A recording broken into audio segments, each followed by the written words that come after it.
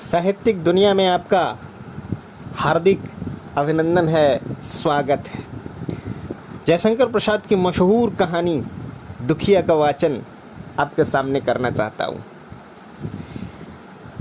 पहाड़ी देहात, जंगल के किनारे के गांव और बरसात का समय, वह भी उषा काल, बड़ा ही मनोरम दृश्य था। रात की वर्षा से आम के वृक्ष तराबोर थे, अभी पत्तों से पानी ढुलक रहा था। प्रभात के स्पष्ट होने पर भी धुंधले प्रकाश में सड़क के किनारे आम वृक्ष के नीचे बालिका कुछ देख रही थी।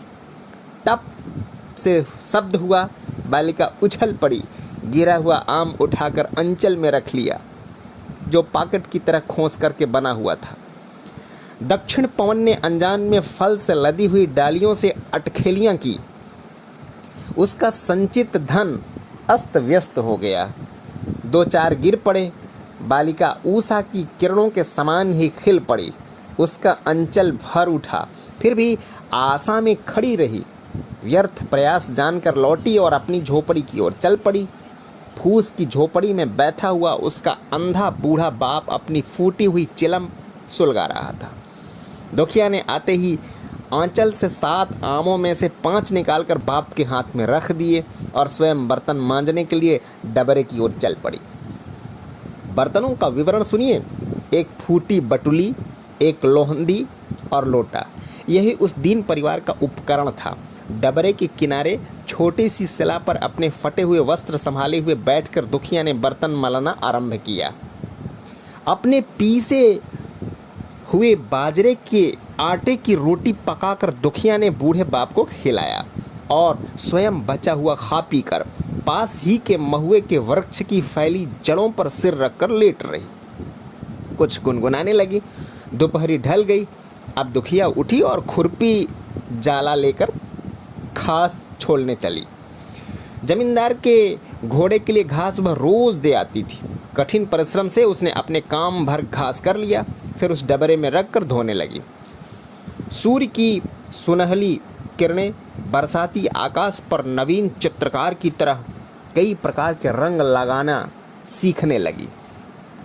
अमराई और ताड़ वृक्षों की छाया उस साद्वल जल में पड़कर प्राकृतिक चित्र का सृजन करने लगी।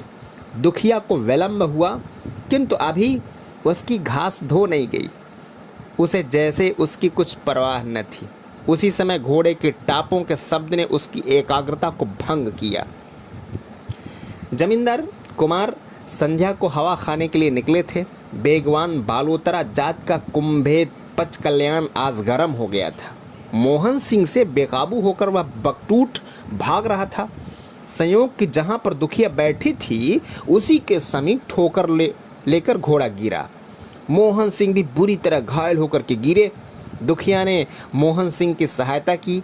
डबरे से जल लाकर घावों को धोने लगी। मोहन ने पट्टी बांधी। घोड़ा भी उठकर शांत खड़ा हुआ। दुखिया जो उसे टहलाने लगी थी। मोहन ने कृतज्ञता की दृष्टि से दुखिया को देखा। वह एक सुशिक्षित युवक था। उसने दरिद्र दुखिया को उसकी सहायता के बदले ही रुपया देना चाहा।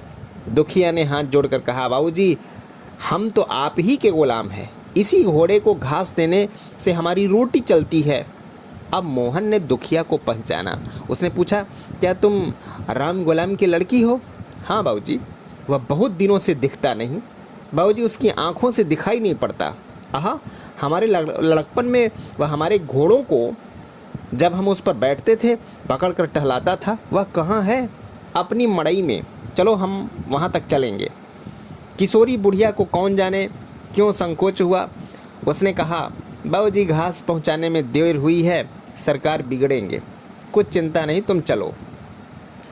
लाचार होकर दुखिया घास का बोझा सिर पर रखे हुए झोपड़ी की ओर चल पड़ी। घोड़े पर मोहन पीछे पीछे था। राम गुलाम को तुम अच्छे हो तो हो। राज सरकार जुग जुग जियो बाबू। बूढ़े ने बिना देखे अपनी टूटी चारपाई से उठते हुए दोनों हाथ अपने सिर तक ले जाकर के कहा, राम गुलाम तुमने पहचान लिया? न कैसे पहचाने सरकार, यह देह पली है। उसने कहा, तुमको कुछ पेंशन मिलती है कि नहीं? आप ही का दिया खाते हैं बाबूजी।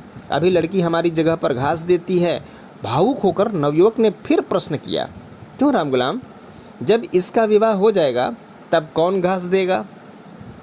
राम गुलाम ने आनंदाश्रु दुख की नदी होकर के बहने लगे। बड़े कष्ट से उसने कहा, क्या हम सदा जीते रहेंगे? अब मोहन से नहीं रहा गया, वहीं 2 रुपए उस बूढ़े को देकर चलते बने। जाते जाते कहा, फिर कभी। दुखिया को भी घास लेकर वहीं जाना था। वह पीछे चली। जमींदार की पशुशाला थी। हाथी, ऊंट, घोड़ा, बुलबुल, भैंसा, गाय, बकरे, बैल, लाल, किसी की कमी नहीं थी। एक दुष्ट नजीब खां इन सबों का निरीक्षक था। दुखिया को देर से आते देकर उसे अवसर मिला। बड़ी नीचता से उसने कहा, मारे जवानी के तेरा मिजाज ही नहीं मिलता, कल से तेरी नौकरी बंद कर दी जाएगी इतनी देर। दुखिया कुछ नहीं बोलती, किंतु उसको अपने बूढ़े बाप की याद आ गई। उसने सोचा किसी तरह नौकरी बचानी चाहिए। तुरंत कह बैठी, छोटे सरकार घोड़े पर से गिर पड़े रहे, उन्हें मड़ई तक पहुंचाने में देर हुई। चुप हरामजादी, तभी तो तेरा मजादा और बिगड़ा है। अभी बड़े सरकार के पास चलते हैं। वह उठा और चला। दुखिया ने घास का बोझा पटका और रोती हुई झोपड़ी की ओर चलती हुई। राह चलते चलते उस डबरे का सायंकालीन दृश्य स्मरण होने लगा। वह उसी में भूल कर अपने घर पहुंच गई। जय हिंद, जय भारत।